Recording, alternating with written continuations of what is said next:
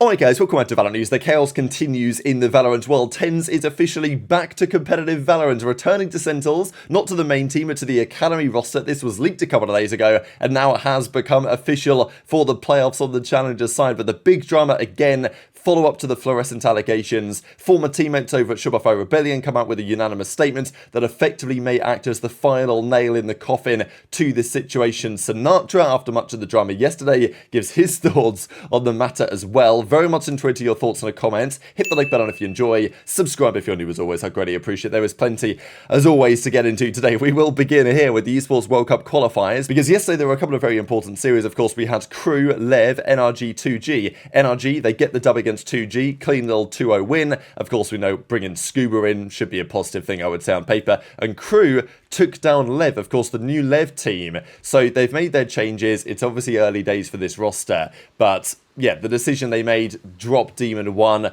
drop Rossi, at least on first instinct, has not really worked out. Sato had a good series, Okonos not so much. They went down to Crew, 13 or 14-12 actually. Yeah, the first map was an overtime, then they got beat 13-5. So, you know, fair play to Crew. They advance on. The next game was NRG winning 2-0 against Crew though, right? So, you know, this was actually very impressive at this point for NRG. We know that FNS gone, and obviously it was going to be controversial, whatever happened this season involving FNS, but still, Som comes in, 37-25. This, of course, the team that just beat Lev. So again, Lev won't be that happy with it, right? Okay, look, they've made a change. It's early days. We'll see how they fare from here. But still, I mean, when you're losing in that way to Crew, and then Crew go on to get pretty much body slammed by NRG, not exactly a massive favourite going into the tournament. The Icebox was bad, 13-4. So, you know, Ethan's in-game leading seemingly taking some strides early on. Som, of course, pretty happy about it. Says, yeah, 1-2-0 versus 2G, 1-2-0 versus Crew. But the big series is going to be this one. So in 17 or so hours,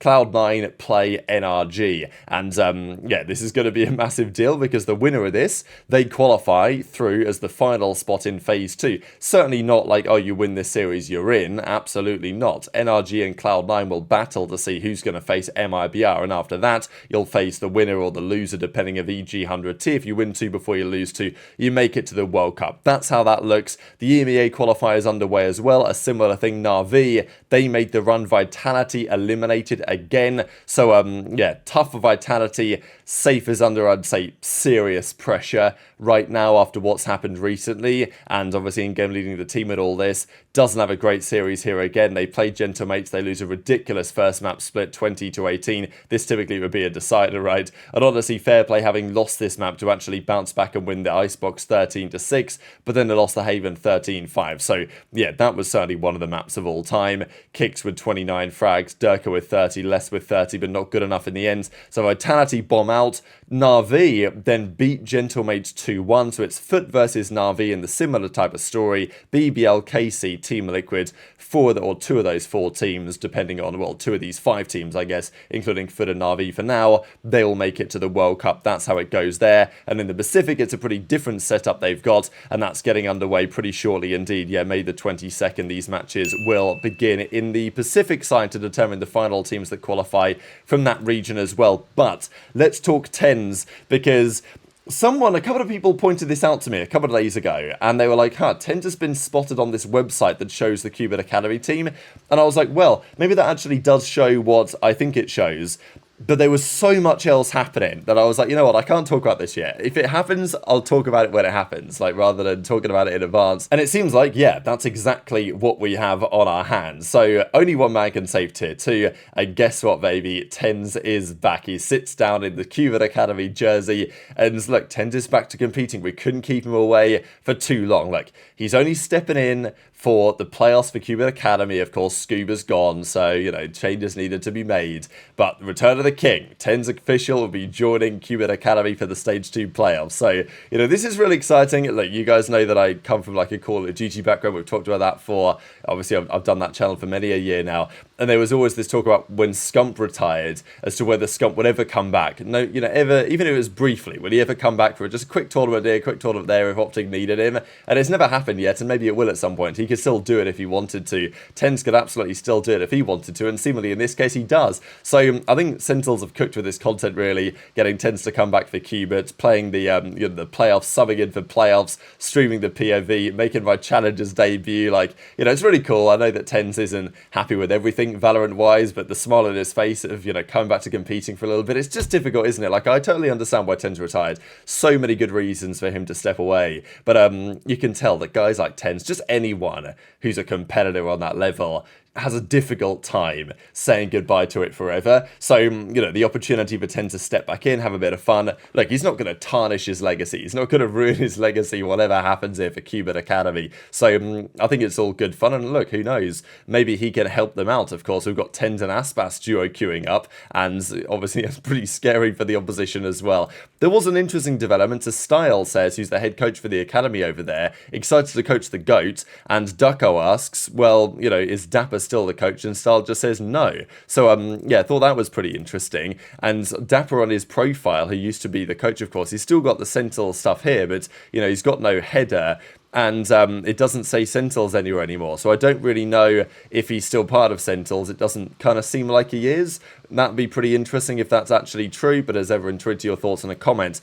Now, let's get into the ongoing story and the recurring story of the last few days, and that, of course, is this fluorescent situation. Now, it really started with this whole cheating match-fixing drama, and yesterday, Valorant Esports come up with an article talking about Ascension, but understandably, people in the replies are like, hang on a second, guys, we've got bigger fish to fry right now, dealing with some of this investigation into the Challengers drama.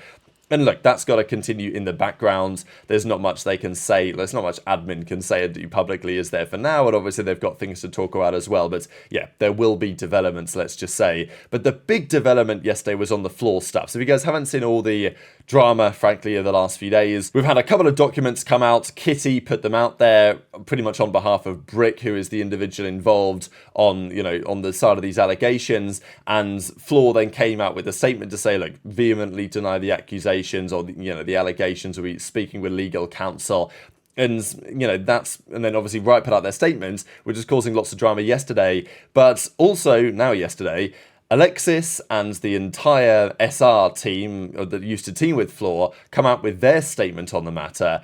And, we see it from Mel here, we see it from Sarah, and obviously we'll run through the statement now, and then we'll talk about the potential implications, because, this is big, right? This is really big for the team to say this, especially with what Sarah has to say in the context of what happens next, because, look, what evidence, we've seen some evidence, right? We've definitely seen some evidence now over those couple of documentations, and the second document was a little bit more specific about actually Flor as the perpetrator here, but Alexis, Loey, Mel, Nicole, Sarah say the following: the five of us currently at boot camp together and spent most of the past few days reading and rereading the shared screenshots and experiences of the victims, because initially the first article that, the major accusation was from one individual kind of going under this name of Brick, but in the second documentation there was kind of more evidence from other individuals from the perspective of, more like emotional manipulation and other things like that. So, like as they say, Flor was our teammate for 2 years, all of us considered her a friend, but it happens far too often that friends in the space do not hold each other accountable. Flor's behaviour was reprehensible, regardless of whether any additional anecdotes or evidence are released. We were horrified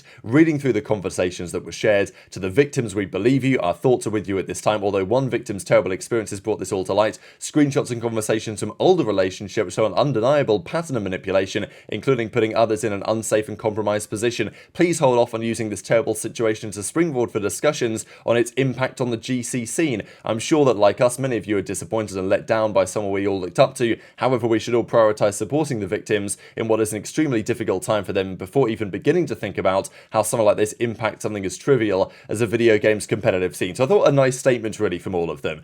The big statement, though, I think really came from Sarah, because Sarah then put some more context out there about the situation. And having read this, I mean, it's very difficult to believe that there's any real path back for Flor from a competitive perspective, because, when Flor's former teammates are saying stuff like this, it's, it becomes very difficult to imagine what Riot can do, other than take some serious action. So Sarah says, I wanted to add to the above statement to give my own experiences. Don't want to air out each and every experience, but largely because this post ended up being 20 pages, but I do feel like I've got something to add. For context, me and Flor lived together for roughly 2 years when I was helping build the version 1 roster and wanted to play with Flor. I believe that I was helping her get away from an abusive and dangerous situation at home, so I offered to open up my home to her. As a result, I've spent lots of time with her, and I feel I have a responsibility to make one thing clear. Although I cannot personally confirm the allegations of sexual assault, I would like to attest to the accusation to being an extremely malicious pattern of behaviour that involved emotional manipulation, suicide baiting and pathological lying, as is levied in the documents. I also want to make it clear that throughout our relationship, I truly did not believe her capable of the level of harm that is alleged, but having seen the screenshots and experiences shared by the victims, I have had to absolutely re-evaluate that position. At various points throughout our relationship, I urged her to seek professional help and tried to offer my assistance in helping her seek that out if she wanted it.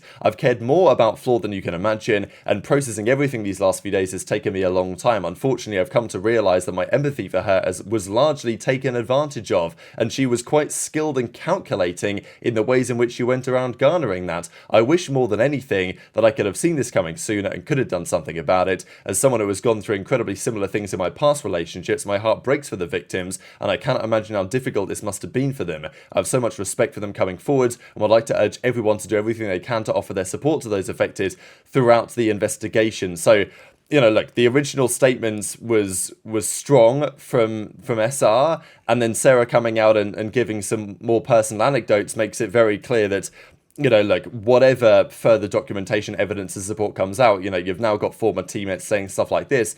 It's difficult to imagine that there's a way back at this point, and nor should they be, of course, if these allegations are true.